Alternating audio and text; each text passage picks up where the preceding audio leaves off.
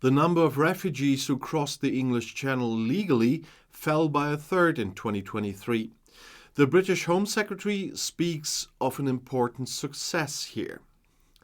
As I said, the number of people crossing the English Channel from France to the UK in small boats has fallen significantly over the past year. In 2023, around 29,400 people crossed the strait, according to the British government in London. According to the Interior Ministry, there were around 45,800 people the year before, and this corresponds to a decrease of more than a third, with 36%. Britain's PA news agency reported that this was the first time since records began in 2018 that the number of boat migrants had fallen year on year. The last crossing of the year was recorded on December 15th. Since then, there have been no more crossings, probably due to the weather. Above all, the number of Albanian nationals had increased as a result of an agreement with Tirana. And Britain's Home Secretary James Cleverly called the results an important success. But that may not be enough for Prime Minister Rishi Sunak's Conservative government for now. As you know, a new parliament must be elected in Great Britain by January 2025 at the latest, and the ruling Tories are miles behind the opposition Labour Party in all polls. Sunak has taken up the cause of stopping the boats and reducing the number of immigrants. Immigration has long been a key political issue in Britain and is likely to be one of the key election issues. In order to deter people from crossing the English Channel, London wants to send irregular migrants to Rwanda, at least in the future, without examining their asylum applications and regardless of their origin. They should then ask for protection there, and there are no plans at all to return them to Great Britain. But the plan was declared unlawful by the Supreme Court. In order to implement it, the government wants to pass a corresponding law through Parliament, and that very soon. A new regulation also came into force on Monday, which is intended to make it more difficult for foreign students to bring their relatives. Accordingly, only postgraduates can hope for British visas for their families. Among other things, the generous rules for students led to a net immigration of about 750,000 people in the 12 months up to June 23. That's a far higher number than a few years ago. And every year, tens of thousands of people attempt dangerous crossings across the English Channel from France just to reach Great Britain. In November 21, 27 migrants died in a boat accident. And it was the worst accident of its kind on the English Channel to date. And one of the main arguments for leaving the EU was also the promise of being able to curb previously unhindered immigration from the European continent. When, after the Brexit in 2021, more and more boat refugees from all over the world came across the English Channel from France, who could no longer be sent back to the EU under the Dublin Agreement, then Prime Minister Boris Johnson announced his so-called Rwanda policy in April 22. Refugees should be allowed to be flown out of to the East African country and left there to undergo an asylum procedure and the goodwill of those in power in Kigali. From the start, the idea was nothing more than a cynical attempt to distract from the country's own inability to develop a sustainable refugee policy. Because Johnson knew full well that this plan would fail not only in the British courts, but also in all international refugee conventions. Not to mention that each individual refugee flown to Rwanda in this way would cost the taxpayers the equivalent of £180,000. In addition, the Rwandan government had stated several times that it could only accept a maximum of a few thousand people.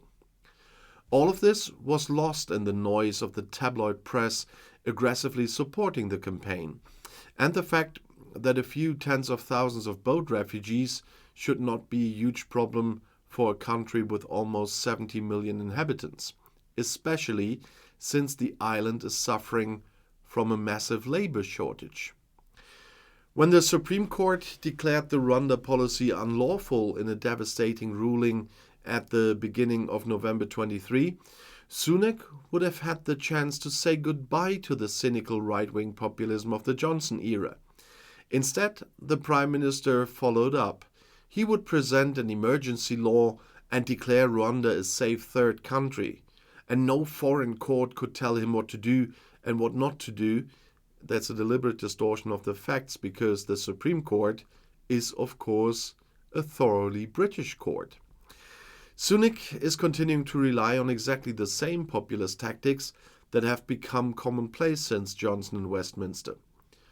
Combative-sounding slogans that heat up public debate, replace pragmatic politics, and do not solve a single problem.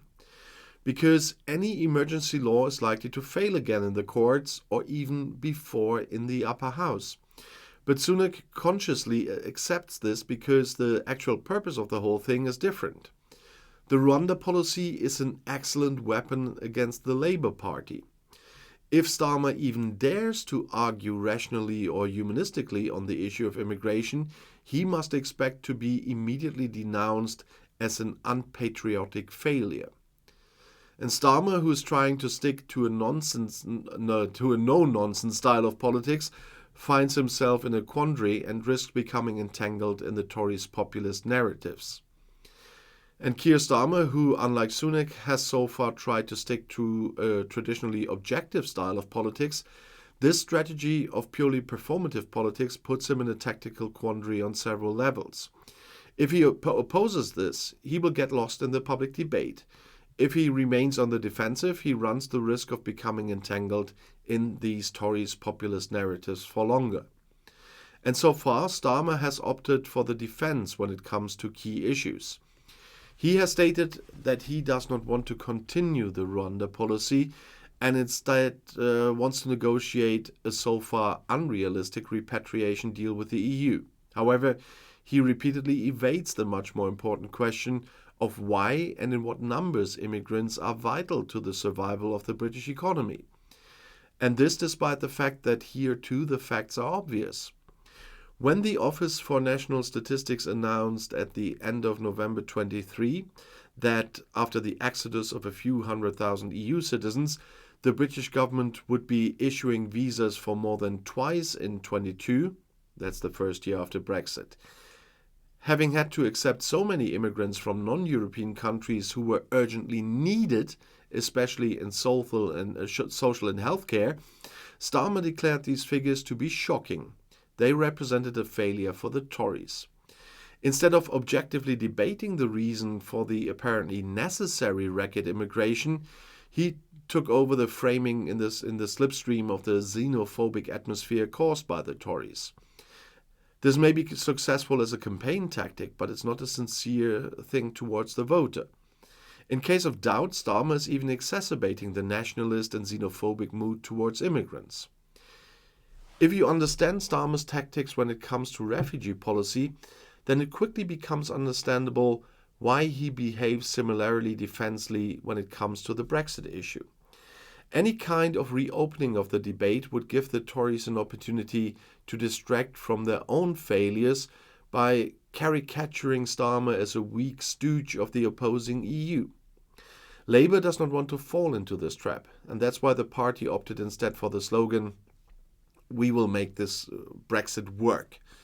And this may be strategically smart because it draws attention to the promises the Tories never kept. At its core, however, Labour's strategy is once again dishonest and misleading in one key point, as it fundamentally and contrary to better judgment assumes that the idea of leaving the EU is something that just needs to be implemented correctly. In doing so, Labour is ultimately supporting exactly what the Tories' Brexit supporters claim, completely without facts and obscuring the bitter reality that the exit itself was a self-destructive act. And Starmer therefore lacks the mandate for a radical U-turn in EU policy if he wins the election. A new, more cooperative tone can be expected there in the first few years, but in this matter, Labour will hardly go beyond small-scale approximations within the framework of the existing Brexit deal. The real crux of the matter is that without the prospect of re-entering the internal market, Starmer will not significantly boost British economic growth. And this means there is a lack of urgently needed tax revenue to repair the ailing health system, overcrowded prisons, and crumbling school buildings. In addition, Finance Minister or Chancellor of the Exchequer Jeremy Hunt announced tax cuts in November 23, which can only be financed by further cuts in spending on already financially drained public institutions. This is also a cynical step that the Tories would have to take back immediately if they did win the election. Labour, in turn, is in the awkward position of either announcing tax increases during the election campaign or playing the game and reversing the announced cuts when they take office. So far, Starmer has remained on the defensive here as well, which means that a whole package of almost impossible tasks awaits him if he wins the election. And if Starmer wins the election, a whole mountain of these will fall on his head. And what's more, by avoiding the Tories' trap, the Labour Party cannot fundamentally counteract the government's tricks. Instead of aggressively exposing the Tories' purely performative politics, the lies and distortions on big issues such as Brexit, economic and migration policy, they are pinning all their hopes on Sunak and his colleagues destroying themselves by the election date. The big problem with this strategy is that it further undermines the British people's already weak faith in the state institutions and foundations. In the space for radical right-wing demagogues like Nigel Farage, the former leader of the UKIP, the UK Independence Party, and the Brexit Party, is constantly expanding. Labour comes across as the lesser evil, but not as a real political alternative. When Tony Blair emerged as a radiant victor in 1997 after 18 years of Tory government, there was a man with charisma who could give Britain new optimism and new hope. And now Keir Starmer is no Tony Blair, but his strategy makes the Labour Party appear significantly less courageous and lackluster in this election campaign than would be necessary to carry the famous Ming vase not only safely to the other end of the hallway, but they're also resolutely and optimistically opening the door to a new era. And if you want to know more, the next video is right here in the end screen. I'll see you there. I'll be back.